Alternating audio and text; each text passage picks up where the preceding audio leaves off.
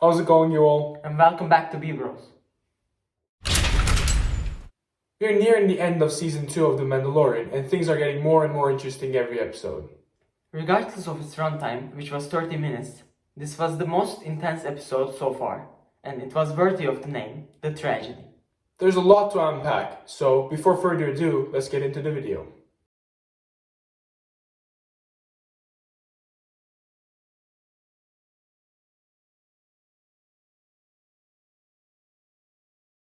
Din Djarin and Grogu arrive at Titan in the beginning of the episode.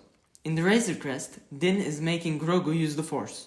Maybe he wants to see the Jedi trick he is amazed by, or he wants Grogu to be prepared before meeting the Jedi. Mando is aware of the fact that his journey with the child might come to an end on Titan, so he talks to Grogu about having to let him go. Grogu's voice and mimics show us that he does not have much care about becoming a Jedi, and he would rather stay with Mando. Mando doesn't want to admit the deep connection he has with the child, but from the way he talks to the child, we can understand that he tries to ready himself before having to let him go. From this scene, our beliefs about Grogu training to become a Jedi without leaving Din, and Din teaching the Mandalorian ways to Grogu, which we mentioned in our last review video that you can find by clicking the I button. We strongly believe that Grogu will become a Mandalorian Jedi, the second one after Tar Vizsla. In Titan, we see the ruins of the Jedi Temple. Din and Grogu land on the ground and jetpack to the Seeing Stone at the top of the temple. Around the Seeing Stone, there is an ancient script written. The same script, called Old Tongue, is visible on the Jedi Temple in Lothal and the Sith temples in Moraband and Malachor. Also, on The Last Jedi, the stone that Luke sits on when saving the Resistance might be the same type of stone. Grogu sits on top of the stone and a butterfly flies around him. We have never seen anything like this in the movies, but in the Darth Vader comics, we saw similar butterflies fly around Vader when he is meditating, which represented the light side inside him, Anakin Skywalker. We don't think this butterfly is necessarily Anakin, but we believe it represents the light side. Seconds later in the scene, the Seeing Stone ceremony begins with Grogu reaching out to the Force and a Force shield surrounding him. In the entire time that Grogu is inside the Force shield, he is in a deep meditation state, and we do not know what he sees, learns, or hears. So, it's time to theorize. We think anyone can reach out to Grogu at this point, a light side user, a dark side user, or even the Force users in the middle like the Bendu. We believe, due to the butterflies we saw, someone with the light side reached out to Grogu. We want it to be Luke, and there's also Ezra, who's a Jedi that is alive at the time. However, it can be a Force ghost connecting with Grogu here, maybe Yoda. Maybe even Anakin Skywalker, if those butterflies actually represent his presence. Why not? As Grogu is meditating, Mando sees a ship arrive. It is Boba Fett's iconic ship, Slave One, previously owned by his father, Jango Fett, before he was murdered by Jedi Master Mace Windu.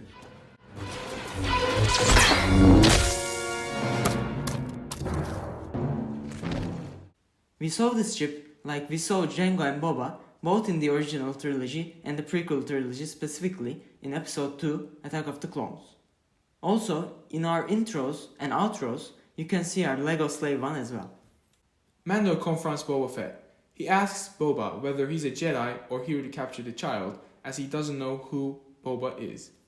Boba's response is what his father Jango Fett responded to Obi-Wan Kenobi on Kamino in Attack of the Clones. I'm just a simple man trying to make my way in the universe. Boba tells that he has tracked down the Mandalorian to restore his own armor. As far as we know, Boba did not have a tracking device on the Razor Crest. We believe he was tracking his own armor. Mando is not willing to give Boba the armor as he doesn't know whether he's a Mandalorian or not. In this scene, we see Fennec Shand from Chapter 5 as well. Fennec is serving Boba as she is repaying him for saving her life. After she was left to death on Tatooine, Boba saved her using cybernetics.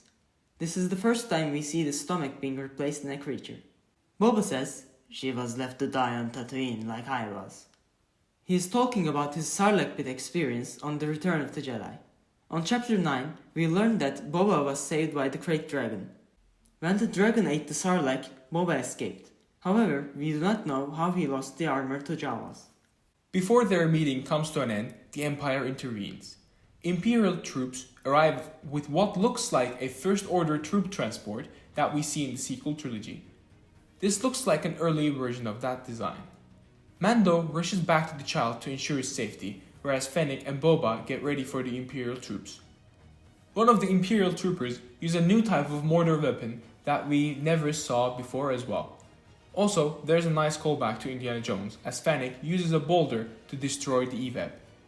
Boba, when fighting the stormtroopers, uses a Tusken Raider stick that he acquired in his time at Tatooine. He crushes through the stormtroopers with the stick. After this brutal fight, Boba realizes his armor is on the Razor Crest, and the rest is history. Boba wears his iconic armor and destroys the rest of the Imperial forces. This is the first time we see Boba Fett have such cool fighting scenes in live action. He has weapons all around his armor and he is extremely deadly, especially the scene where his rocket on the top of his jetpack destroying a troop transport shows there is no escape from Boba Fett. He is always remembered by his lame death in Return of the Jedi, but in Legends he is an incredibly skilled bounty hunter, and also he was great on the Battlefront video game as well. Finally, we see a glimpse of what he is capable of. That won't happen again. Unfortunately, the tragedy begins after this. A blast from the sky obliterates Razor Crest. The source of the blast is Moff Gideon's Imperial light cruiser. He is here for the child. He orders his Dark Troopers to capture him. Dark Troopers fly down to the top of the mountain and they resemble Iron Man when they do. Jon Favreau, the director of Iron Man, definitely had a touch on this scene. Also, we have confirmation that these Dark Troopers are the same one that Thrawn trains within Star Wars Rebels. Mando and Fennec rush back to the top of the mountain, but they are too late. Dark Troopers were able to kidnap the child in time and bring him back to Gideon. Boba follows the Dark Troopers with Slave 1. When he sees the light cruiser, he realizes the Empire has returned. Din Djarin loses everything in a matter of minutes. His beloved Razor Crest and the creature he values the most is gone. When he searches through the ruins of his ship, he finds the ball that the child plays with. Also, he finds the Beskar spear, which will be very important when he confronts Gideon. We can see Boba and Fennec feel the loss of Mando as well. Boba Fett shows a chain code hologram to Mando. The hologram shows the record of the past owners of the armor, and Mando is convinced that Boba is the rightful owner. In this scene, we learn very valuable information about Jango's past. Apparently, he was a foundling, a children of the Watch like Mando was, only older. He fought in the Mandalorian Civil Wars and then moved on by leaving the Death Watch. Also, we get confirmation about Boba's armor being the same as his own father's.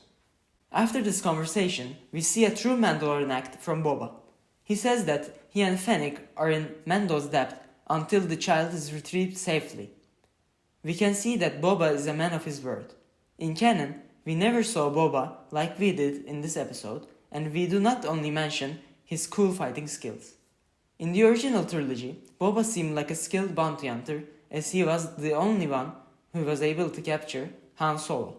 But he was with the Empire and we never saw much of him. In Attack of the Clones, he was just a small kid. And in Clone Wars, he tried to avenge his father's death by attempting to kill Mace Windu. We were happy that we saw the honorable side of Boba Fett. Mando accepts the help of Boba and Fennec and travel to Navarre together. Mando heard about Cara signing up as the Marshal of the New Republic, and he needs her help to track down Mayfield from Chapter 6.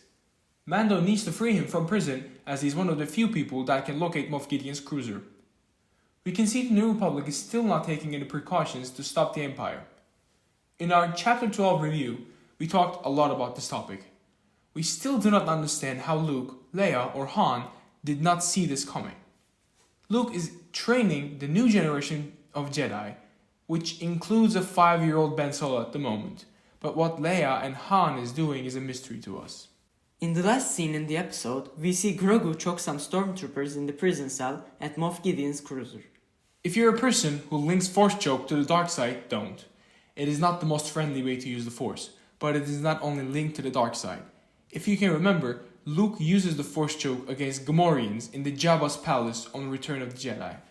We can clearly see that Grogu learned some new tricks and now can focus his energy more clearly after reaching out to a Jedi. Gideon is very impressed by his abilities. He definitely looks like he has great knowledge about the Force. He calls Dr. Pershing to continue the tests and orders the stormtroopers to stun and handcuff the child.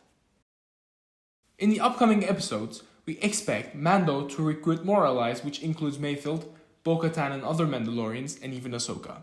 Also, we expect the Force user that communicated with Grogu to help as well. There will be a massive battle against the Empire in the next 2 episodes, and we cannot wait to see the final. This is all from us today. We are incredibly excited for what is to come and expect to see you in our new videos. If you enjoyed this video, drop a like and comment any of your questions. You can join us on the channel by subscribing. For now, B-Rose out.